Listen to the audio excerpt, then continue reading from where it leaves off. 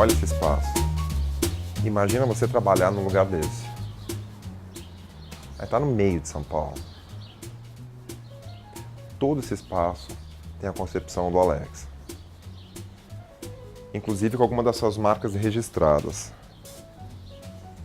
O diálogo da vegetação com a forma quadrada, com a forma reta.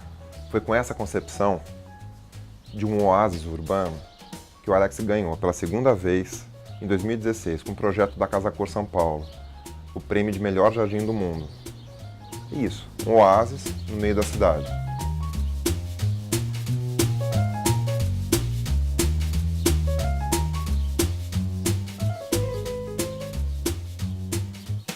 Você faz projeto do Brasil inteiro, porque a gente tem uma diversidade de clima violenta. Como é que você faz, Alex? A concepção de um jardim, ela muda muito de uma região para outra? Sem dúvida. Eu acho que o que determina muito o estilo e a escolha das vegetações é o estilo da arquitetura e a região aonde está sendo feito esse projeto. O Brasil é muito grande territorialmente, com vários tipos de climas diferentes. Então é muito importante determinar, entender um pouco esses climas, essa biodiversidade regional, vamos chamar assim, para você especificar as vegetações. Eu sempre tento fazer o jardim com o máximo possível de plantas nativas da região, porque consomem muito menos recursos do solo, recursos hídricos, é muito mais adaptável, cresce muito mais rápido e muito mais fácil até de se encontrar comercialmente falando. Você já fez jardim sem planta, com pedra e cimento? Ultimamente eu acho que eu brinco, virando especialista nesses estilos de jardins de baixíssima manutenção. Isso é uma provocação, na verdade. Exato, porque realmente é aquela coisa que eu falei, que as experiências que acontecem no nosso dia a dia, as exigências que vão acontecendo no dia a dia, nos dá cada surpresa e cada desafio muito diferente. De repente você tem uma exigência de um cliente que fala que não quer absolutamente nenhum tipo de manutenção, que é um jardim de baixíssima manutenção. Ou de repente até por uma questão de estilo mesmo, tá? De provocação estética, de uma linguagem que eu de repente crio um jardim extremamente minimalista, onde o desenho do traçado ele é muito forte, os elementos naturais são escassos, mas isso foi uma questão até estética de repente, muitas vezes. Eu adoro até esse tipo de jardim, de desenho, isso deixa uma coisa bem diferente, né? Então assim, como é uma brincadeira, mas como é que é esse paisagista que não trabalha com planta, né?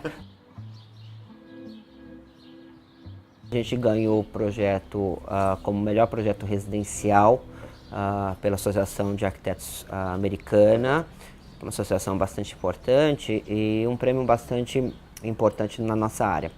Então ele foi reconhecido em 2014 como melhor projeto residencial, que justamente tinha isso, era um jardim onde a gente tinha pouquíssimos recursos de vegetação. E aí a gente trabalhou muito a questão da esculpir a terra, né? É como brincando no fundo do quintal com uma pazinha e vai fazendo buraquinhos na terra, e foi mais ou menos dessa forma que a gente trabalhou o jardim, criando níveis diferentes, sempre com grama, somente grama. Em 2016, a gente recebeu outro prêmio, General Design, que eles chamam, que é uma categoria que abrange maior o segmento para áreas públicas, áreas maiores. Então esse prêmio da Casa Cor, que eu poderia classificar ele como um contemporâneo, extremamente, eu acredito, um contemporâneo paulista, vamos dizer assim, tá? E um projeto extremamente cosmopolita, porque eu acho que é isso que é São Paulo, né? Essa multicultura que existe aqui. O que é um jardim cosmopolita?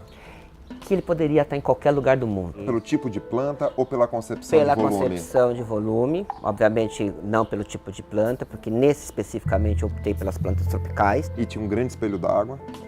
Além do grande espelho d'água, você tinha um traçado dos blocos, esses blocos que a gente está sentado aqui no momento. Você vê isso até com muita frequência, até no meu trabalho. Um contraponto até à própria organicidade das plantas. Que é aquilo mesmo que você falou, né? A gente tem uma rigidez muito simétrica dos elementos construtivos e de repente eu tenho essa bagunça das vegetações. Alex, e o da Casa Cor ainda tinha um certo mistério, porque tinha um corredor, você vislumbrava ele parcialmente, depois você tinha ele como um todo, você tinha um traçado cênico. Tudo foi milimetricamente calculado, né?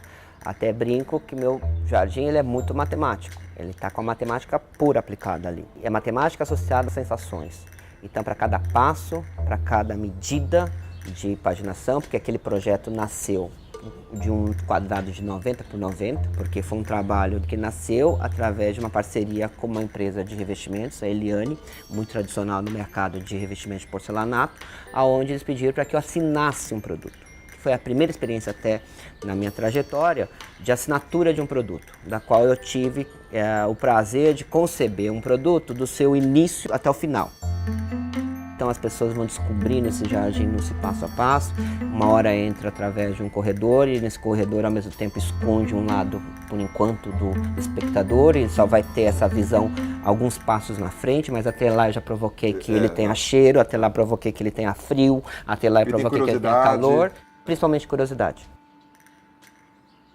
Nunca ninguém te ligou? Alex, minha árvore caiu todas as folhas, o que eu faço? Não, acontece isso, né? Obviamente, das exigências mais absurdas que você possa imaginar. Tá, tipo qual? Então, tipo, não quero que venha pássaros na minha casa. não falaram isso. Já. Eu odeio ver passarinho na minha casa, não quero. Então vamos fechar toda a sua casa com uma gaiola. Fazer uma redoma, né? Então, assim, existem os mais, as exigências são enormes, as curiosidades do ser humano são enormes, a gente, com muita psicologia, a gente vai lidando com tudo isso. O Brasil inteiro. Vamos de óculos aqui, né? Vocês já estão com a gente? Gravando, vai. Foi câmera? Foi. Olha esse espaço. Imagina você trabalhar. Dá pra já falar com o espaço.